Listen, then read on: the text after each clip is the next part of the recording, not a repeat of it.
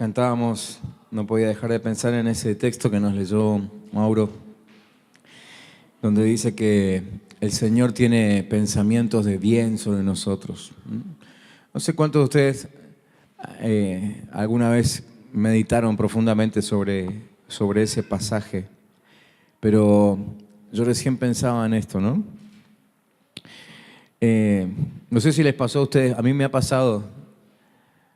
De pronto me pongo a pensar, ¿qué diría tal o cual persona si realmente me conociera? ¿No? ¿Les pasó? Porque nosotros nos conocemos, ¿no? ¿Cuántos se conocen y saben lo que hay adentro? Y saben que lo que hay adentro no siempre es lo que se ve. ¿Lo saben o no lo saben? Entonces, quizá a ustedes les pasó como a mí, ¿no? De pronto decir, bueno, y si supiera quién soy realmente, si supiera qué es lo que me pasa por la cabeza, si supiera las ganas que tengo de decir algunas cosas que no digo, ¿no? Cuando alguien viene y te dice, ay, tenés un carácter tan lindo, y vos por dentro decís, si supiera lo que pasa conmigo cuando estoy solo, si supiera las broncas que me agarro, ¿eh? ¿Les pasó? Bueno, si a ustedes no les pasó, yo no tengo problema de contar que a mí sí me pasa. Pero el tema es que Dios nos conoce. Entonces nosotros podemos hacer un gran esfuerzo, y no digo que sea con mala intención, a veces con toda la mejor intención de cambiar, pero por dentro hay cosas que no queremos que nadie vea. Y logramos mantenerlas ocultas delante de la mayoría de la gente o quizá delante de todos. Pero delante de Dios no se puede, ¿no? Y así toda su palabra dice que Dios tiene pensamientos de bien. O sea, Dios te mira, ve lo que realmente sos, eso que ni a vos te gusta, y así todo, Él tiene pensamientos de bien. ¿Cuántos dicen gloria a Dios? ¿No te dan ganas de darle gracias a Dios por eso? A ver, si fuera tu mejor amigo y descubre lo que hay en tus pensamientos, probablemente te deje en banda, se vaya y diga más, sí, yo con vos no quiero saber nada. ¿Pasaría? Probablemente sea tu esposo o tu esposa. Si realmente supiera lo que hay dentro tuyo, haría las valijas y se iría. Entonces uno dice, menos mal que no sabe. Pero Dios sí sabe. Y Dios está muy lejos de hacer la valija y dejarte. Todo lo contrario. Él sigue viniendo cada día y diciendo, mira, yo sé quién sos, yo sé lo que hay dentro tuyo y así todo yo quiero vivir dentro de tu corazón. ¿Cuántos dicen gracias, Señor? Cerrá tus ojos ahí y decirle, Señor, gracias. Porque a pesar de lo que soy, a pesar de lo que hay dentro mío que solo yo sé,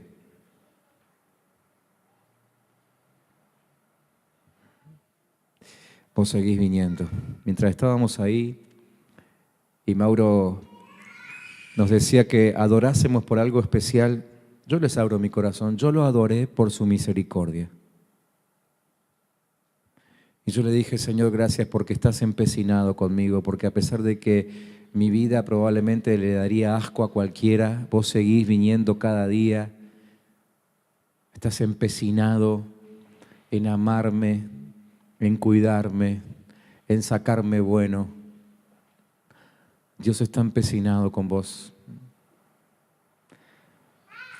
Dios te ama como sos, pero no te quiere dejar como sos.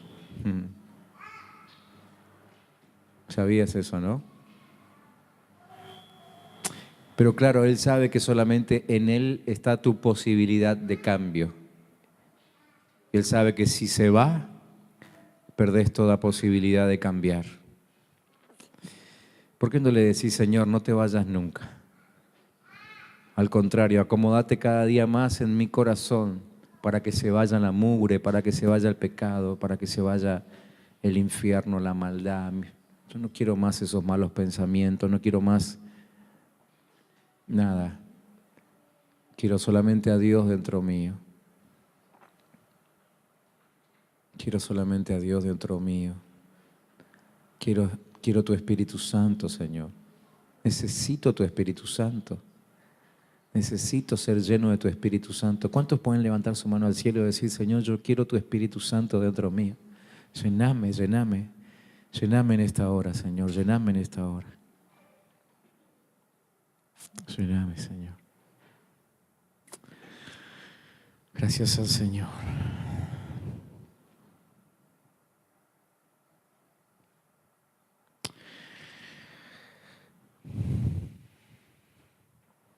Gracias, Dios.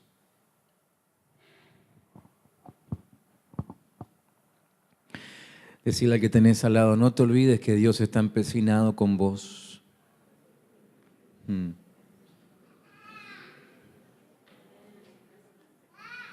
Si en una de esas estás sentado al lado de alguien con quien vivís o quien ves seguido, pedile permiso, decirle, ¿te puedo hacer acordar todos los días que Dios está empecinado con vos?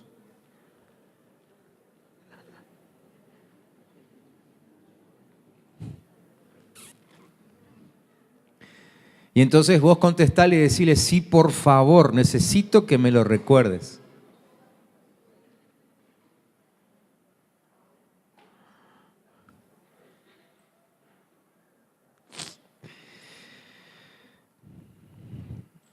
Yo creo que el Señor nos va a sacar buenos a la larga, ¿no? ¿Amén? Muy bien. Bueno, ¿cuántos estuvieron el domingo? Domingo. Al revés, la pregunta era al revés. ¿Cuántos no estuvieron el domingo? ¿Cuántos no estuvieron el domingo?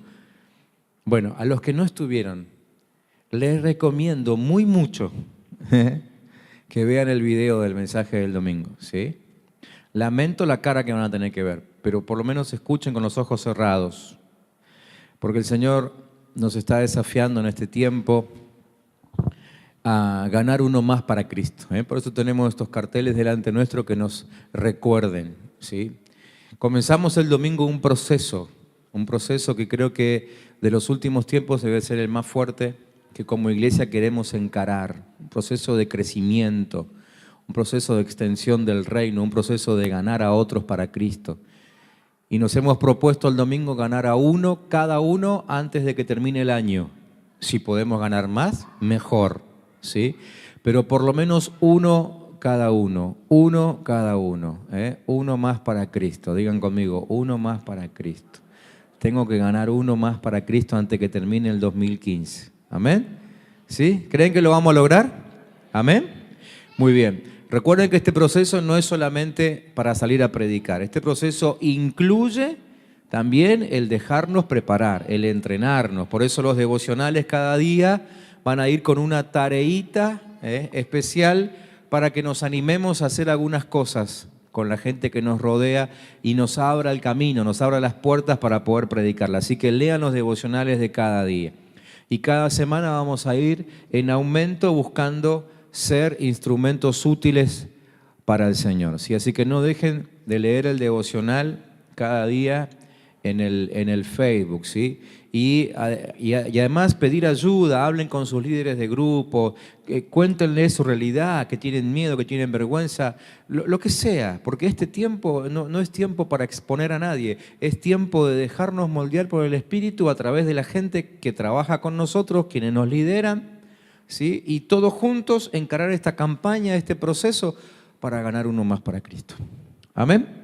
Entonces, en base a eso, yo estaba meditando en algunas cosas esta semana y por hoy no voy a seguir con los mensajes acerca de éxito, pero me parece importante que pensemos sobre cómo se puede cambiar el clima espiritual de una ciudad, ¿sí?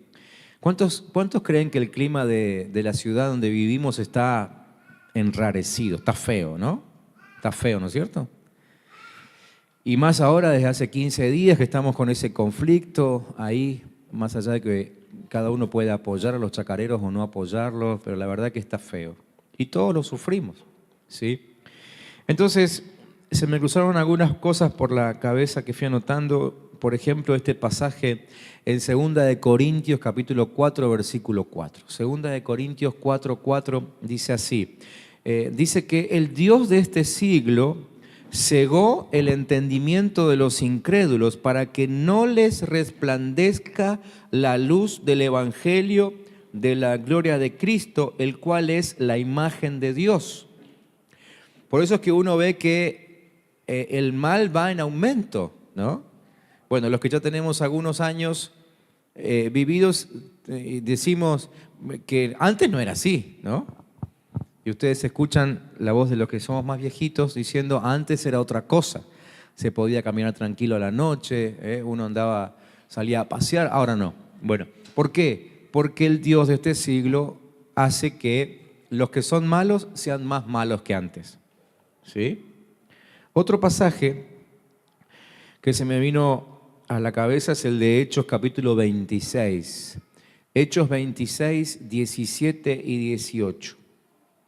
Donde el Señor le habla a Pablo, al apóstol. Bueno, en este momento cuando le habla no era exactamente todavía el apóstol Pablo, pero Dios lo estaba llamando y le dice así: ahora te envío para que abras sus ojos, para que se conviertan de las tinieblas a la luz y de la potestad de Satanás a Dios.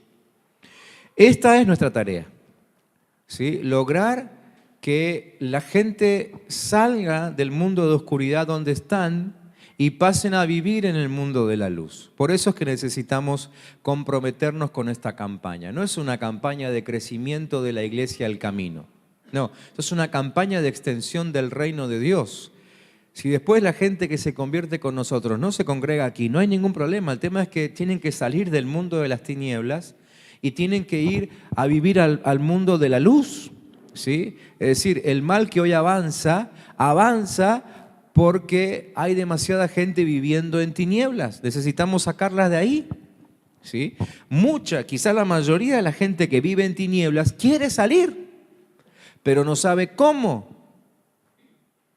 Y entonces el Dios de este siglo ayuda para que cada vez se empantanen más, se llenen más de barro, ¿no? Metan los pies más adentro de esa maldad que parece una arena movediza.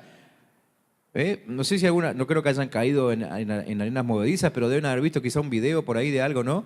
Como que uno quiere hacer pie y cada vez se va más abajo, ¿no es cierto? Cuanto más fuerza haces para salir, más te hundís. Eso le pasa a los que viven en el mundo de las tinieblas. Cada uno tiene su metodología para dejar de vivir como está viviendo, pero no le funciona. El orgullo, el empecinamiento, la terquedad o la ignorancia hace que no salgan a buscar la luz. Entonces, cada día se meten más adentro de las tinieblas. Bueno, entonces nuestra tarea es sacarlos de ahí, como alguien alguna vez nos sacó a nosotros, ¿sí? Hacer lo mismo.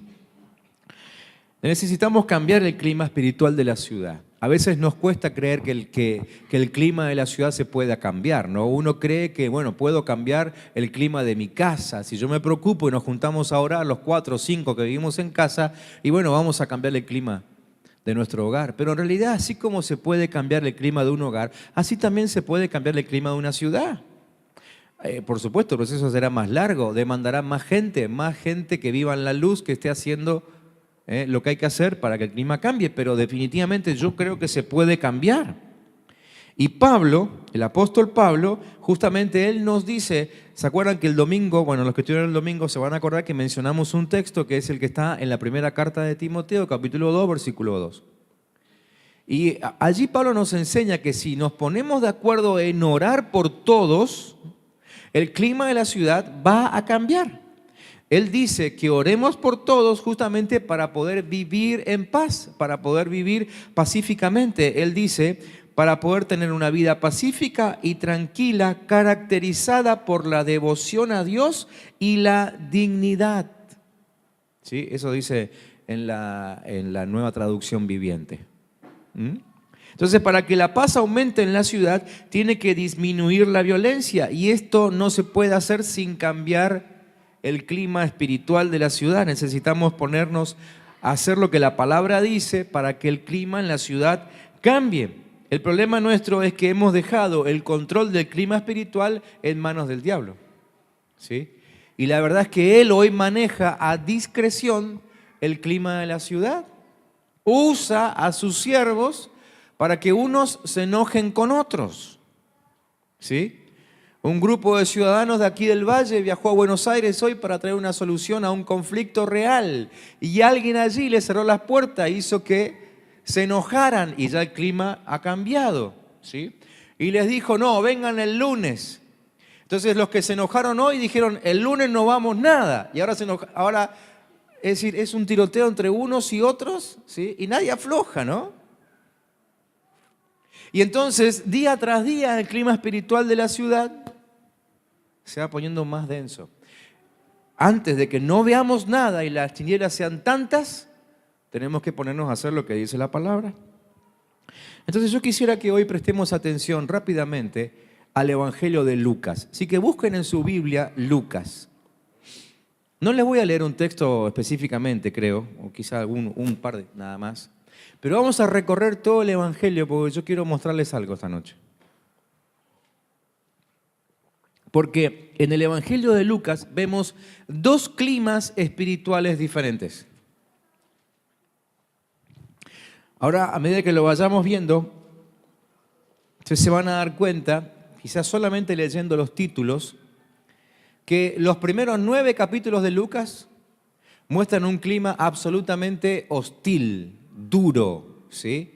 Reacio, contrario a la predicación del Evangelio de Cristo. Pero los últimos 14 son todo lo contrario, son totalmente diferentes. Tenemos un clima totalmente abierto, los últimos 15 capítulos en realidad. Entonces, cuando comenzamos a mirar ahí el ministerio de Jesús, en el Evangelio de Lucas, solamente tomo Lucas como ejemplo, a lo mejor si buscamos en los otros evangelios podemos llegar a ver lo mismo, ¿no? Pero allí en el capítulo 9, versículo 41, fíjense a qué punto llega Jesús, 9:41, donde el mismo Jesús, hablando de sus propios discípulos, dice, oh generación incrédula y perversa, ¿hasta cuándo voy a estar con ustedes? ¿Y hasta cuándo los voy a soportar? Esto dice Jesús. Imagínense el grado de enojo que tenía el Señor contra sus propios seguidores, que los llega a llamar generación incrédula, perversa, y ya no los soportaba. Capítulo 9 estamos acá, ¿sí? Pero en el capítulo 10, ahí nomás, en el 10:21, dice que en aquella misma hora Jesús se regocijó en el Espíritu. Por un lado, vemos a Jesús enojado y unas horas después, Jesús está totalmente alegre y feliz. Entonces la pregunta es, ¿qué pasó en el medio? ¿Qué es lo que hizo que el clima cambiara tanto y a partir de ahí toda la oposición que había contra Jesucristo empieza a desaparecer? Así que arrancamos del principio, capítulo 3 más o menos, porque los dos primeros capítulos tienen que ver con el nacimiento de Jesús, etcétera, etcétera. Pero en el capítulo 3, versículo 22, es cuando Jesús prácticamente empieza su ministerio. Ahí en el capítulo 3, versículo 22, se habla del bautismo de Jesús y cuando él sale del agua, una voz que se escucha, no se sabe quién escucha, no es clara la Biblia si la gente lo escucha o si lo escucha Jesús o si lo escucha el que escribió el Evangelio, no se sabe quién, pero se escuchó una voz que decía, tú eres mi Hijo amado en quien tengo complacencia. ¿Sí? O sea, no está claro qué ser humano escuchó la voz. Ahora, con seguridad que quien escuchó esa voz fue el diablo. Con seguridad. En realidad, él estaba esperando escuchar algo así desde hacía siglos, porque él sabía que Dios estaba tramando un plan de salvación para el mundo, pero no sabía a través de quién lo iba a ejecutar. Por eso es que fue atacando a distintos profetas y hombres de fe de la antigüedad. Intentó matar primero a Moisés porque pensó que en esa época Dios iba a levantar al Mesías, pero Moisés no fue el Mesías. Y así durante todas las épocas él intentó matar a los que se levantaban como hombres de fe porque pensaba, este debe ser el Mesías, pero no era. Y ahora él se está dando cuenta que el que era el Mesías era Jesús. Entonces ahí en ese momento juntó todo su armamento y empezó la guerra. ¿Sí? Empezó la guerra. Entonces fíjense que apenas sale del bautismo, Jesús se va al desierto a orar para prepararse para su ministerio y el diablo no pierde tiempo. Ahí mismo lo alcanza en el desierto y ustedes ya conocen la historia de la tentación de Jesús, ¿no? Así que ya empieza el bombardeo ahí, ¿no? Bueno, Jesús responde, como ustedes ya saben que respondió bien a las tentaciones y dice que el diablo se apartó de él, estamos en el capítulo 4, versículo 13, que se apartó de Jesús un tiempo.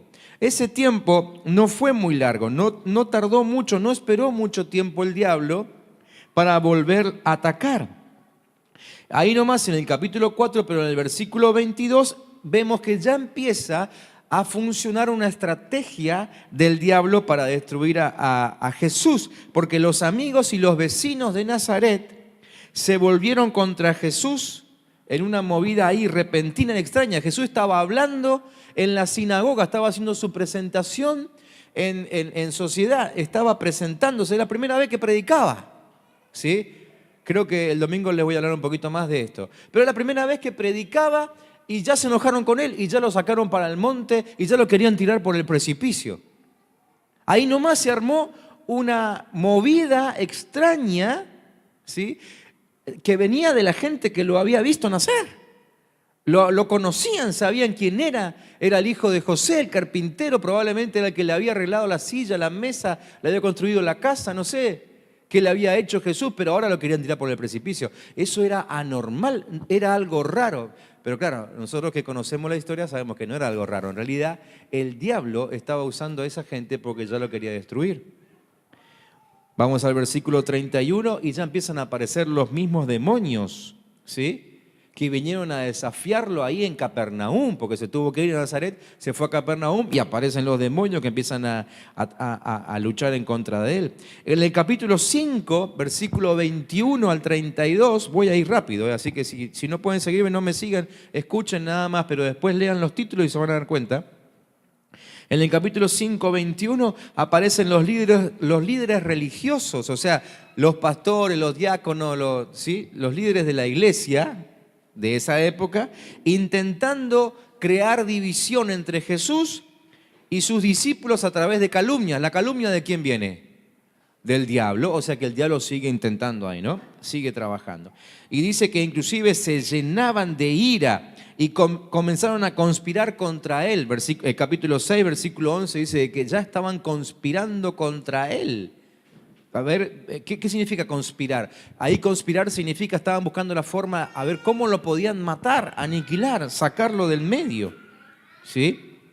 Y ahí pareciera que quizá a uno le parece que la ira es simplemente, bueno, una reacción humana, pero fue anormal la reacción de ellos. Por eso es que nos damos cuenta de que no es algo humano, sino que el diablo está detrás de todo eso. Y obviamente Jesús lo discierne, se da cuenta, por eso que en el capítulo 8, versículo 44, Jesús le dice, ustedes son de su padre el diablo y los deseos de su padre quieren hacer. Y su padre, o sea el diablo, ha sido homicida desde el principio. O sea, Jesús los manda al frente, ¿no es cierto? En el capítulo 8. Pero volvemos al capítulo 7 y claro, Jesús viene diciendo de que, ¿se acuerdan que Jesús había dicho que como Juan no había otro? ¿Sí? Que Juan era un discípulo especial, o mejor dicho, un hijo de Dios, porque no lo seguía a él, pero era un hijo de Dios muy especial. Nosotros sabemos que Juan el Bautista era quien preparó el camino para Jesús, ¿sí? Desde un buen tiempo antes de que Jesús comenzara su ministerio, ya Juan estaba predicando y preparó el camino, fue quien lo bautizó después. Y lo presentó como el Cordero de Dios, ¿no es cierto? Pero fíjense que el enemigo hizo una obra tan sutil, pero al mismo tiempo tan poderosa, que saca del medio a Juan. Juan, que venía siendo un instrumento excelente para el reino de Dios, ¿qué hace? Hace que a Juan lo metan en la cárcel. Imagínense la presión que tuvo Juan, la presión del diablo obviamente, que tuvo Juan, que empezó a dudar de que Jesús fuese el Mesías. Porque estando en la cárcel llamó a un par de sus discípulos, los que seguían a Juan, y le dijeron, vayan a averiguar a ver si Jesús realmente es el Mesías. ¿Sí? Y ellos fueron a preguntarle a Jesús, Jesús, dice Juan a ver si realmente sos el que tenía que venir o no, porque parece que le entró la duda. Entonces Jesús le dice, vayan y cuéntenle lo que están viendo y Juan se va a dar cuenta. Pero claro, la presión del diablo era tan fuerte hasta ese momento que hasta Juan dudó. ¿Sí? Hasta Juan dudó. Bueno, parece que a Juan lo terminan convenciendo de que realmente era el Mesías de Dios, pero el diablo lo saca definitivamente del medio, porque Juan no dejaba de predicar en contra del pecado del gobernador. Así que el gobernador mandó cortarle la cabeza y se le terminó el chiste, ¿no? Entonces, así es como estaba el clima, ¿no? O sea, todos opuestos, ¿no?, a Jesús. La gente de su pueblo, el infierno mismo a través de los demonios, los líderes religiosos, sus discípulos que comenzaban a ponerse en contra. La naturaleza parece que se le puso en contra. Ahí del capítulo 8, versículo 22, ellos estaban navegando. ¿Se acuerdan cuando Jesús estaba durmiendo en el barco? Iban por el mar y de pronto se desató una tormenta que evidentemente no era una tormenta común y corriente. ¿Por qué? Porque los discípulos se desesperaron y la mayoría de los discípulos eran navegantes, pescadores, así que conocían el mar. Si ellos se asustaron es porque la tormenta no era normal. Además, no solamente lo digo por eso, porque si la tormenta hubiese sido normal, Jesús se hubiese levantado y hubiese hablado a la tormenta, le hubiese dicho, tormenta, cálmate. Pero no fue eso lo que le dijo. El texto dice que reprendió a la tormenta. O sea que Jesús discernió que detrás de la tormenta había una influencia demoníaca. Así estaba el clima, ¿eh? Feo, feo, ¿sí? Bueno, salen de la tormenta y ¿a dónde llegan? Che, ¿leyeron Lucas alguna vez? ¿Sí? ¿A dónde llegan? A la zona de Gadara. ¿Quién vivía en Gadara? El endemoniado gadareno, ¿sí? Este endemoniado gadareno, para aquellos que leyeron la historia se van a acordar, y si no les cuento, estaba atormentando. O sea, ya no era un grupito de demonios que atacaba a Jesús. Esto ya era una legión que estaba afectando todo un territorio, ¿sí? ¿Se acuerdan, si leyeron, de que este hombre no solamente que había destruido su familia, sino que además andaba por ahí, andaba desnudo, como loco, tenía una fuerza increíble porque lo ataban con grilletes y lo rompía? La Biblia no entra en detalles, pero probablemente era un tipo violento contra la sociedad. O sea, a ver, Jesús va hasta Gadara para liberar toda esa zona de un Bin Laden, qué sé yo, un tipo que acechaba la zona y que no dejaba vivir tranquilo a nadie, ¿sí? Bueno, lo logra hacer, porque obviamente venía con poder de Dios para hacerlo. Así que no solamente que expulsa a un grupito de demonios, sino una legión que tenía este tipo adentro. Lo deja viviendo sano, cuerdo, etcétera, etcétera. ¿Qué esperaría uno de la gente que vive ahí, no? Es decir, que saquen al Jack el Destripador, ¿no?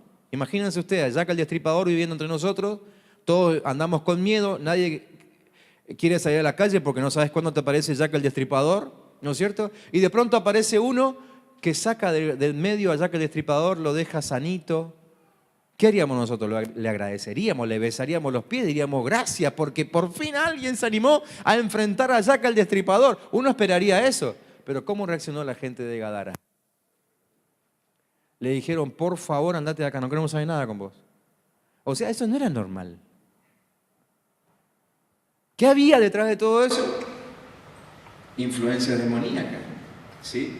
¿Se dan cuenta? O sea, así estaba el clima espiritual en este tiempo, ¿sí? Aparentemente todo estaba en contra de Jesús, ¿no es cierto? Ahora, uno diría, bueno, menos mal que a Jesús le quedaban los discípulos. Pero en realidad tampoco le quedaban los discípulos. En el capítulo 9, Jesús está predicando a la multitud. El evangelista cuenta 5.000 hombres. No cuenta a las mujeres, no cuenta a los niños. Uno dice, bueno, puede haber habido 15.000, 20.000 personas. Una campaña increíble, ¿no? Jesús predicándole a 20.000 personas. Y mirá los discípulos que tenía. Vinieron a decirle, che, Jesús, a ver si la vas cortando, porque la gente se tiene que ir. O sea, cuando estaba bajando la unción en medio de la campaña evangelística, aparecen los discípulos. No es normal eso, ¿no? Imagínense que yo esté predicando ahí y viene Rodrigo, y se me para al lado y me dice, a ver si la vas cortando porque me tengo que ir a cenar a casa, estoy cansado. ¿Qué dirían ustedes? Lo primero que dicen, bueno, rajalo a este que no sea más líder en la iglesia, ¿no? Esos eran los discípulos que tenía Jesús. A ver si la vas cortando. No era normal. O sea, evidentemente detrás de todo eso había una influencia del mismísimo Satanás, ¿no? Es más, ahí nomás, en ese contexto, en el capítulo 9, Jesús tuvo que reprender a Pedro. ¿Por qué? Porque Pedro le alquiló su lengua al diablo. ¿Sí? ¿Se acuerdan cuando Jesús le dice, bueno, me queda poco tiempo, vine para morir, así que... Y Jesús le dice, habla ahí, le dice, no, nunca eso te ocurra. Y lo quiere defender y quiere cortar ese tiempo que era planeado por Dios. Y Jesús le dice, apártate de mí, Satanás. Qué cacho de discípulo que tenía. Bueno, pero ahí queda en evidencia quién estaba detrás de Pedro y la influencia que llegó a ejercer sobre la vida de uno que quizás fue la mano derecha de Jesús. O sea, el clima espiritual era tan hostil que afectó hasta la mismísima mano derecha de Jesús. ¿Sí? Ahí, en el mismo capítulo 9, hay un título que ustedes van a ver que dice la transfiguración, ¿no es cierto? Que es un momento donde Jesús está orando en el monte, Pedro, Jacobo y Juan están con él, y de pronto Jesús se transfigura y aparecen Moisés y Elías ahí al lado de él, ¿no? Ya los dos estaban muertos y aparecen ahí. Entonces, saltan otra vez Pedro, bueno, sobre todo Pedro, ¿no? Pero los otros dos estaban de acuerdo, parece. Y le dicen, Señor, ¿querés que construyamos una chocita y nos quedamos a vivir acá para siempre? Que se maten todos los demás.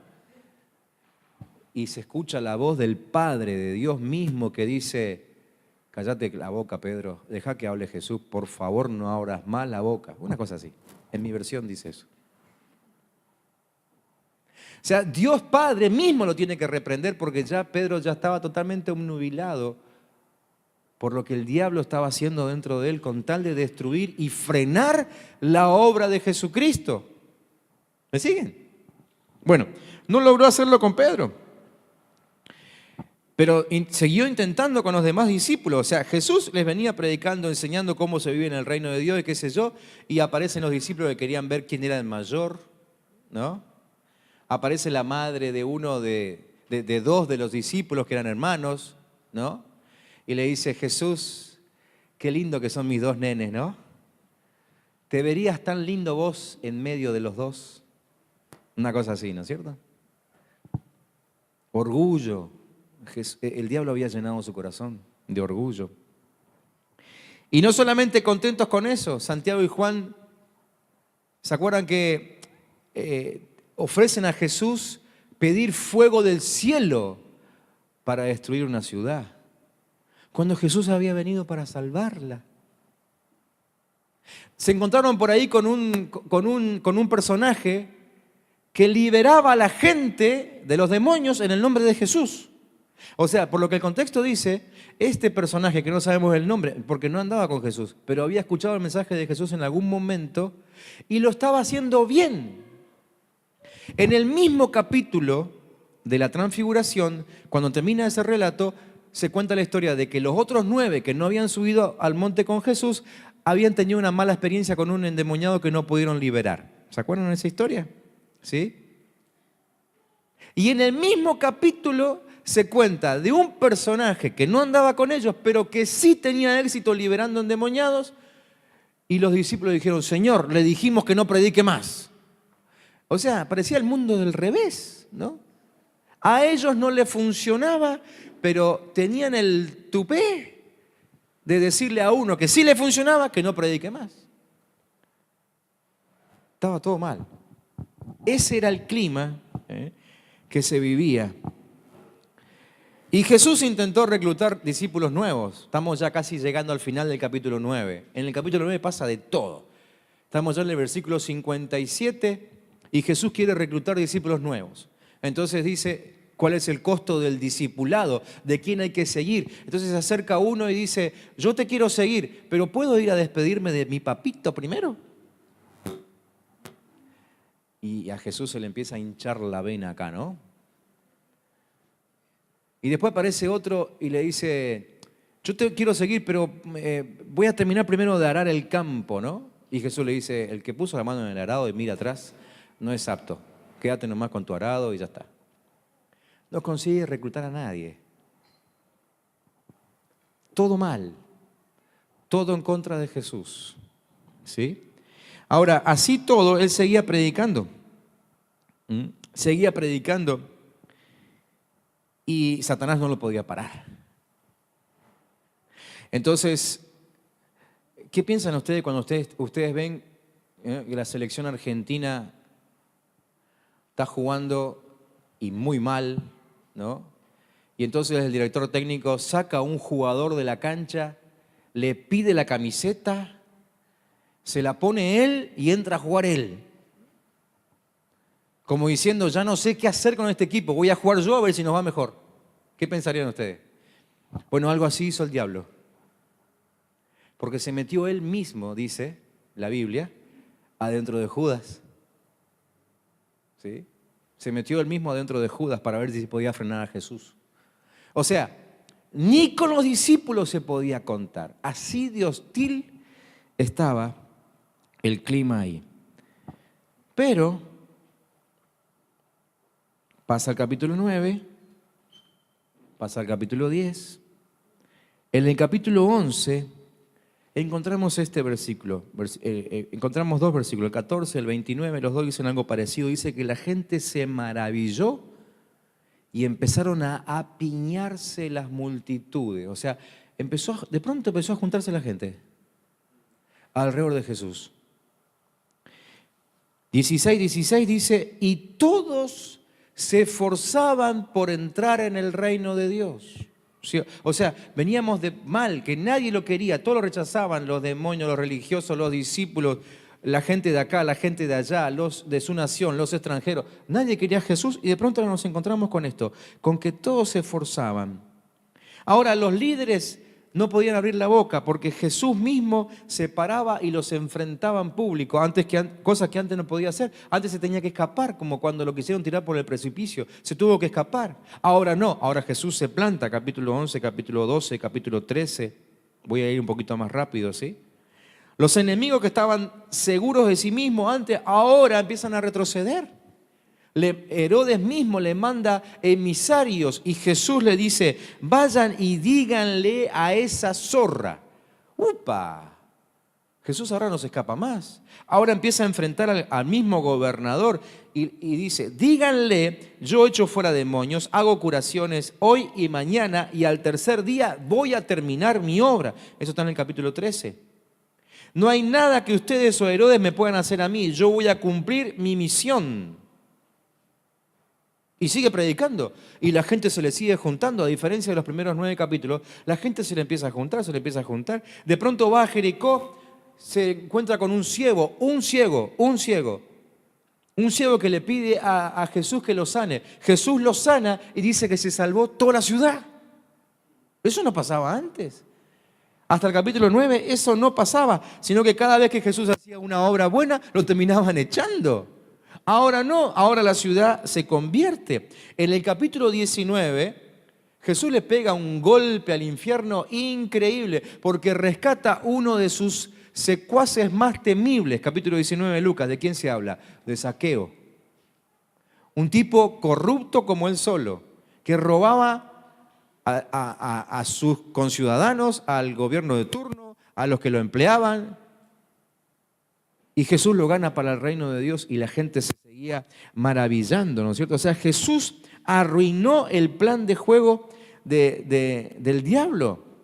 Y dice que toda la multitud de los discípulos, fíjense lo que pasa ahora, gozándose comenzó a alabar, capítulo 19 estoy, ¿sí? A Dios, dando grandes voces por todas las maravillas que habían visto, diciendo, bendito el Rey que viene en el nombre del Señor, paz en el cielo, gloria en las alturas.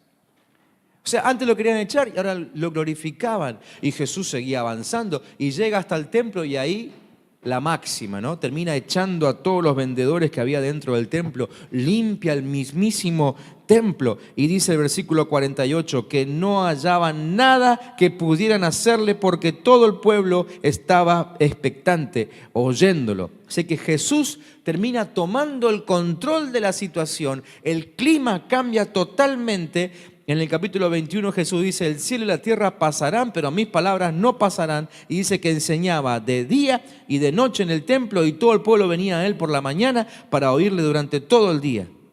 Increíble. Cambió el clima. Hasta el capítulo 9, todo en contra.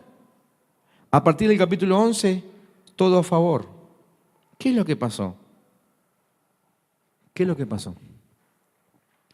Yo creo que hay dos cosas importantes que pasaron entre el capítulo 10 y el 11 que hicieron que el clima espiritual de la ciudad y de la región cambiara totalmente. En el capítulo 10, Jesús abre el juego y convoca a 70 de sus discípulos para que salgan a la ciudad a bendecirla.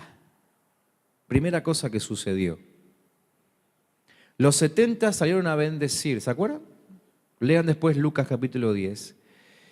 Y Jesús le dijo, vayan casa por casa y digan, paz sea en esta casa. Salieron a bendecir.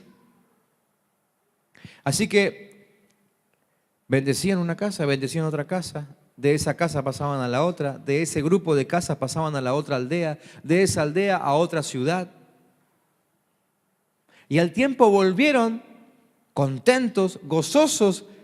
¿Por qué? Porque el mismísimo, el demonio se le sujetaba. ¿Se acuerdan que ellos se lo cuentan a Jesús? Y Jesús dice, sí, es cierto.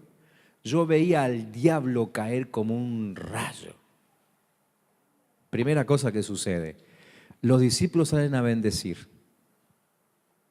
Pero termina el capítulo 10, empieza el 11. Y sucede la segunda cosa que me llama la atención y que yo creo que es el factor de cambio. Comienza el capítulo 11 y los discípulos se acercan a Jesús y le dicen, Jesús, ¿nos enseñarías a orar? Parece una pregunta común y corriente, una frase que a lo mejor la podríamos hacer nosotros entre nosotros.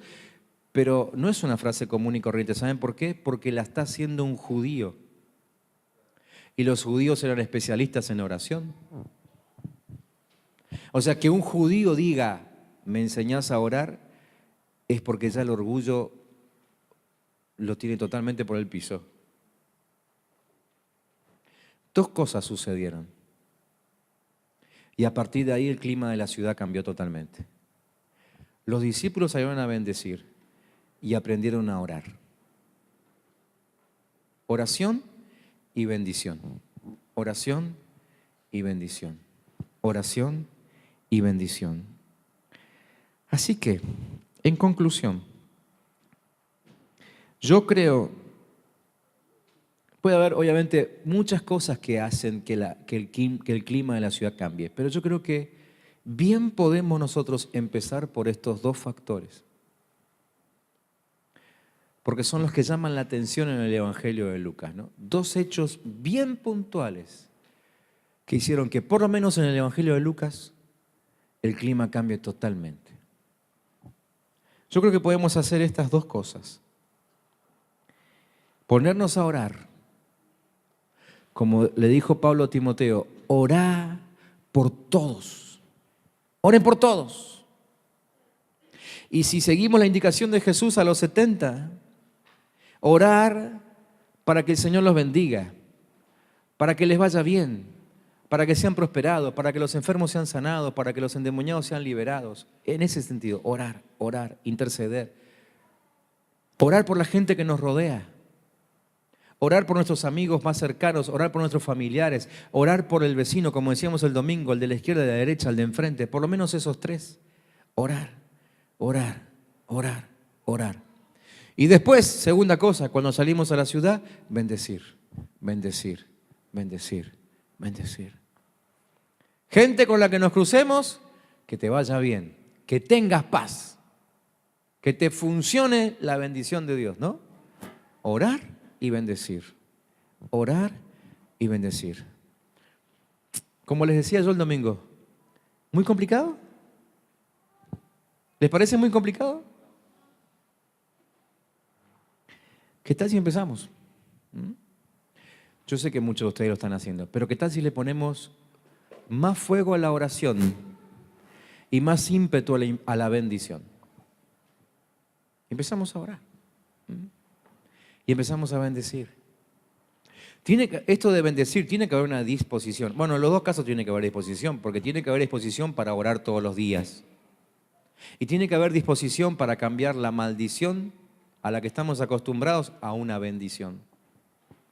Tiene que haber una decisión para ya no meternos en los comentarios de maldición de la ciudad y empezar a bendecir contrariamente a lo que hace la mayoría de la gente que nos rodea. Tiene que haber una decisión. Pero yo creo que estos dos factores hacen posible el cambio del clima espiritual de una ciudad. Oramos, Señor, por nuestra tierra, oramos, Señor, por nuestras ciudades. Escucha, Señor, la oración, el clamor de cada uno, pero todos nos hemos unido en este propósito, Señor, de que esta tierra en la cual vivimos sea bendecida con tu presencia y sea bendecida con tu gobierno, porque solamente va a cambiar cuando tú gobiernes por completo. Por eso, Padre, oramos para que venga aquí tu reino y se establezca en esta tierra, en el nombre de Jesús. Oramos, Señor, para que los gobernantes conozcan de tu presencia y abran las puertas para que el Evangelio de Jesucristo corra. Y, Señor, que el Evangelio corra aunque ellos no abran las puertas. Señor, si alguno se endurece en su corazón, Padre, que su orgullo sea quebrantado. Pero, Padre, que tu Evangelio no deje de correr, que tu reino no deje de expandirse y cada día, Señor, tu nombre sea más exaltado en esta tierra donde vivimos. Oramos por los gobernantes para que les vaya bien gobernando a favor del pueblo, pero que les vaya muy mal cada vez que quieran ejercer la corrupción. Que sus manos estén atadas cuando quieran ejercer la corrupción. Que les vaya mal cuando quieren llevar adelante negocios oscuros, ocultos, para su propio beneficio. Que les vaya bien cuando quieran ejercer, Señor, el gobierno a favor del pueblo y sobre todo cuando es en obediencia a Dios. Que ellos puedan interpretar la diferencia para que no sea tarde para ellos y sus propias vidas y no sean condenados, sino que alcancen salvación. Padre, en nombre de Jesús, bendecimos a todo aquel que de alguna u otra forma te está buscando para que te encuentre. Que no se tarde el encuentro entre ese que te busca, el que clama, y tu presencia, Señor. Pero, Padre, aquel que está empecinado en hacer maldad, nos volvemos en contra de los frutos de esa maldad. Y así como Cristo ordenó a la higuera que se secaran sus frutos, nosotros ordenamos en el nombre de Jesús que todo fruto de maldad se seque en esta tierra y no pueda desarrollarse la maldad aquí, sino que cada habitante de esta tierra comienza a dar fruto de bien, fruto de paz, consecuencia de la bendición de tu pueblo, Señor, que sale a las calles. Y ahora oramos por nosotros para que no nos falte la valentía, para que quebremos con la vergüenza, que quebremos, Señor, contra el miedo, Padre Santo. Nuestra boca se abra para bendecir, para llevar mensaje de salvación, de sanidad, de libertad a los que nos rodean. Bendigo a mis hermanos que hoy están escuchando esta palabra, los que están aquí. Bendigo a los que están escuchando el audio. Bendigo a los que van a ver el video en el nombre de Jesús, para que todo aquel que está escuchando esta palabra y está de acuerdo con que el reino de Dios se extienda, le vaya bien. Lo bendigo en el nombre de Jesús y tenga éxito en la predicación de la palabra. Señor, que tu pueblo no sea escaso, que no sea escaso, que no sea escaso. Nos volvemos contra todo temor, contra toda vergüenza. Y declaramos que la característica del reino de Dios es la valentía. Señor, hemos sido llamados y convocados para buenas obras. Queremos que esas buenas obras se manifiesten ahora, para que tu nombre sea glorificado en este tiempo. No oramos solamente para que en época de nuestros hijos o nuestros nietos se glorifique tu presencia, sino ahora. Eso lo queremos ver ahora. Señor, sabemos que nuestros hijos y nietos verán cosas mayores que nosotros, pero Padre, queremos que ahora, en este tiempo, veamos correr tu evangelio, Señor. Padre, bendigo a tu iglesia en el nombre de Jesús. Señor, y aquí en este templo, en este edificio, queremos que las puertas estén siempre abiertas para todo aquel que quiera recibir de parte de Dios.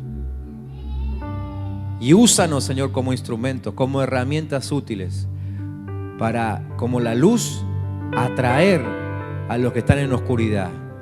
Y en el poder de Jesucristo consigamos sacarlos de toda tiniebla y trasladarlos al reino de la luz, donde vivimos nosotros juntamente con Cristo Jesús, que ha sido sentado a la diestra del Padre.